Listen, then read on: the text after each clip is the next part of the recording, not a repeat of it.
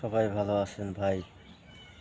আমরা যে সময় ছোট থাকি মা বাবা অনেক কষ্ট করে, কিন্তু আমরা বড় হয়ে গেলে বিয়ে করলে সেই কষ্টটা মা বাবার বুঝি না। কেন বুঝি না জানেন? আমরা স্বার্থপর, এই জন্য বুঝি না। বুঝতে হবে, বুঝতে হবে। আপনি যে সময় অনেক বয়স হয়ে যাবেন, বাপ মার মতন হয়ে যাবেন, তখন বুঝতে পারবেন মা বাবার কি যন্ত্রণা। আমরা বেঁচে থাকতেও বুঝতে পারি না, কারণ যার নাই সেই সিন বোঝে মার কি যন্ত্রণা। আমরা থাকতে বুঝি না, বুঝবেন যেদিন মরে যাবে সেই দিন বুঝবেন। আল্লাহ বলছে মা বাবার পায়ের নিচে বেহেস, এটা সত্য কথা। মা বাবার যে কষ্ট দেবে সে কোনোদিন সুখী হইতে পারবে না, এটাও সত্য কথা। আল্লাহ বলছে ভাই, আমি ভুল বলছি না, আপনারা যাচাই করে দেখেন। আল্লাহ সত্যি ছাড়া মিথ্যা কথা বলে না, সেটা আমার কথা না।